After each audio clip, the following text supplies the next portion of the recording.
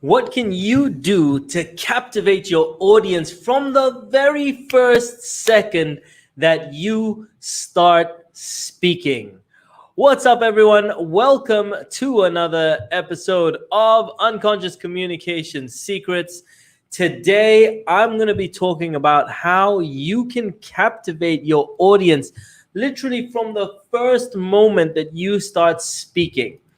And we are going to be talking about power presentations, a concept we call hooks, right? How you can captivate your audience right from the get-go and get them to be interested in what you are saying.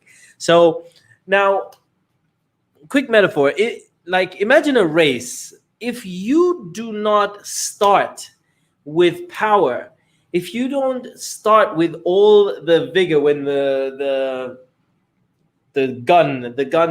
starting gun goes off, if you don't start as you mean to go on, you could lose the race completely. And the chances are very high that you will lose the race completely. And so when we talk about this concept, it's the same, because if you don't start powerfully, you could lose your audience's attention right from the get-go. And so there's a very powerful phrase that I was once taught, which is that it's easier to give birth than it is to revive the dead. And what that means is it's easier to start off the way that you mean to go on versus losing your audience and then trying to gain them back. And so the way to, you want to create an interested audience right from the beginning. Now, you see this every day. I mean, there are natural examples of how we do this on a daily basis. Like if you're looking on Facebook, you're scrolling through, you press something. If it doesn't grab you straight away, yeah, okay, I'm just gonna keep scrolling through. Same on Instagram. Or if you're on YouTube, you do see something, you click, you'll watch it for a couple of seconds. You make split decisions. In fact, in today's day and age, we are hardwired. We are being trained to instantly make a decision and instantly give up on certain things. And so it's so important to realize that in today's day and age, people make split decisions very, very quickly. And you have to capitalize on that in order to be more successful when it comes to your speaking. So let me just share with you a little bit what I mean. Like a while ago, I've been creating a lot of YouTube videos for a long time. As you can see, I'm about 291 videos in, and I've been creating videos for quite a while. And initially, I wasn't going live daily. I was just creating YouTube videos, but I was putting up a lot of YouTube videos, and I wasn't getting much traction with them. And what happened is I used to have these really fancy intros and animation, like when you click play and it would be like flying logos and and then it would be like Munir, all this really fanciness, awesomeness. And I was like, oh man, that looks so awesome. It looks so professional and all that sort of thing. And, I was quite proud of having these amazing intros. But one day I had the opportunity to interview a video expert, and you can see the interview on my YouTube channel, and a guy by the name of Justin Teo, and he was a YouTube expert, a video expert, and he's been doing a lot of videos. And I was like, so I interviewed him, and then at one point, after I interviewed him, I like to, whenever I interview someone, I like to send it to them. I just share it with them so they can see it before I actually go live with it. So I shared the interview with him, and I was like, hey, you want to check out what, the video, etc. So he had a quick look at the video, and then he says to me, Munir, I know why you're not getting any views. Your view rate is really low. And I was like, oh, wow, what am I doing wrong? Am I is the video quality bad? Am I saying the wrong thing? Am I, all these things? And I'm like, what did I do wrong? What did I do wrong? So I get on a call with him, and he goes, Munir, your first 10 seconds are this amazing intro and animation and flashing characters and jumping, blah, blah, blah, but all animation. You don't get people interested if you don't hook people in the first 4 seconds, they are gone, and they are gone forever. And that's when I realized, I mean, I'd heard it before, but I didn't realize that I wasn't doing it. Like, it's one thing to hear about something, it's one thing to do it.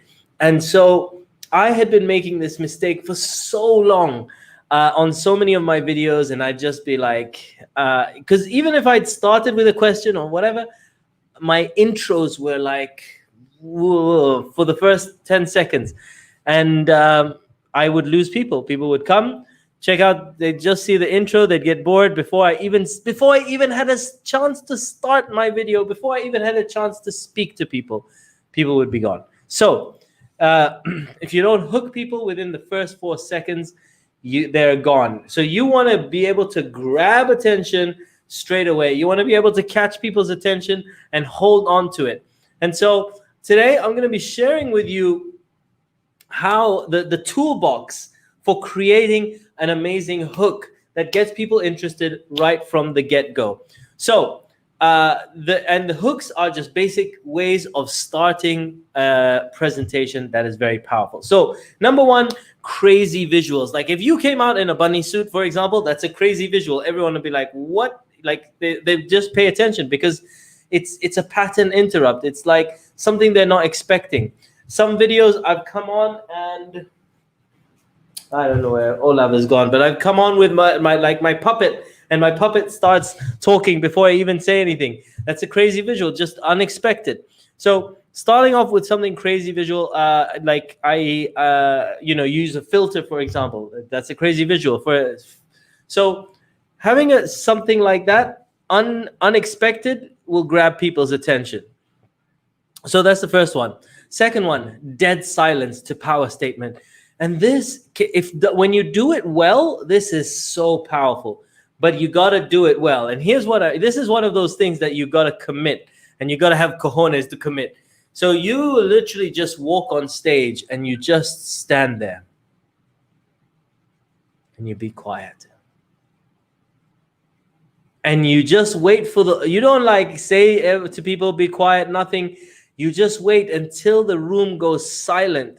And then you transition to a powerful statement. So you just sort of like after the room goes silent, and then you go and you say something really powerful. This is a power move, but it takes a lot of presence to just stand there and be strong and still until the audience goes quiet. This doesn't work as well online, obviously, but on a stage, in a live environment, very, very powerful. In a live environment with a talking audience, very powerful. Then next, starting off with a question, coming out and asking a question. If you watch a lot of my videos, most of my videos have a question at the beginning that is powerful. That hooks people, gets people interested right from the start. So starting with a question, very, very powerful. Another great way to start open up a talk is just going a what if. What if you woke up tomorrow and your business was gone and you had to start all over again? What would you do? There's something along those lines. What if? A what if question is very, very powerful. Like it's a type of question, but we're breaking it down into something else. Another thing is a statistic. Starting off with a statistic, like, I don't know, 70% of all statistics are made up on the spot. Like that one. Yeah, you see what I did there. Anyhow, but you're starting off with a statistic, and it's important to realize that everything that I'm telling you to do comes before a hello. It comes before a hi, a hello, good afternoon, good evening. It comes before anything. It becomes before my name is, or it comes before a welcome. You want to start with a powerful open. This is how you start with a powerful open. Another one is imagine. When you come out and you just say, imagine for a moment that you were whatever it is. But imagine is a very, very, very powerful one. Or coming up with a controversial statement. and go, you come out and you just sort of say, I don't know, I'm going to make up something like COVID is not real. I don't know. It's like COVID-19 is something that's made up by the monkeys on the moon. I'm just making something random up. But you come up and you say something controversial, and people will just, what you want is people to go, what? And then you just sort of say, that's a newspaper article that I read, or da da da da da, or whatever. You just come up with something really controversial, and then you expand from there. Okay. Now, if for example, you're speaking at an event, and some a speaker before you comes and says, "Oh my God, like they nearly didn't let me into the building because I didn't have my mask, and I had to go into the car. Luckily, I had one in the car." And da da da. Like the other speaker says something like that, and everybody laughs in the audience. You come up when you speak and you utilize what they said, right? You utilize something that's current, that everyone is relating to, and people will love you for it. So you come up and you just go, man, when I heard him speak, I went to go and get my mask. I was like, there's no way I'm not going to be speaking today, and people will go crazy. But you utilize a great, powerful opening and something that people really appreciate is when you're able to utilize what other people have said, or utilize something that's happening.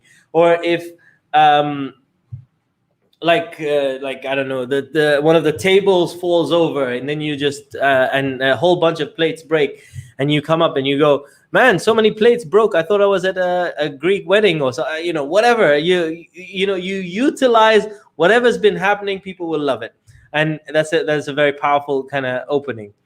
Another great one is literally just before you do anything, you just come up on the stage and you just sort of say, okay, excuse me, sir, can you come up, please? Can you put up your hand like this, or whatever? You start off with an audience demonstration right from the get-go. People will get curious, and also people start to pay attention because all of a sudden you're picking on the audience or whatever it is. But doing an audience demonstration, again, another different type of powerful opening. Another great opening is a height of drama in a story. Now, my good friend Rick used to do this. Literally, you'd go up and you could say, and that's when the policeman said, whatever, sir, can you please pull up your pants? And people would just be like, what, but it can be dramatic, right? I open up the letter and I look down, and there were the words, "I'm sorry, we have to let you go." It's whatever it is, but you just start at the height of the drama, or you come out and and that day she left me, or that day the doctor came in and said, "I'm sorry." Whatever it is, but you start at the height of the drama. And people will be like, whoa, what? Opens up curiosity. And so, and it's a tried and tested movie theory, right? Watch loads of Hollywood movies. You'll see it all the time. Height of drama. Okay. So that's the framework. That's the toolbox that you have when creating a powerful opening. Given you a number of different examples, and I want you to remember that the phrase that pays, the phrase of the day today, when it comes to opening, right? It's so important because it is easier to give birth than to revive the dead. You want to give birth to an amazing audience because reviving them is just going to be near impossible. So I want to thank you for tuning in. I hope you enjoyed this video. If you have not, please do subscribe to my channel. Details there below. Other than that, I will catch you on another video real soon. Thanks for tuning in. Peace out, one love, and I'll see you on another video real soon. Bye for now.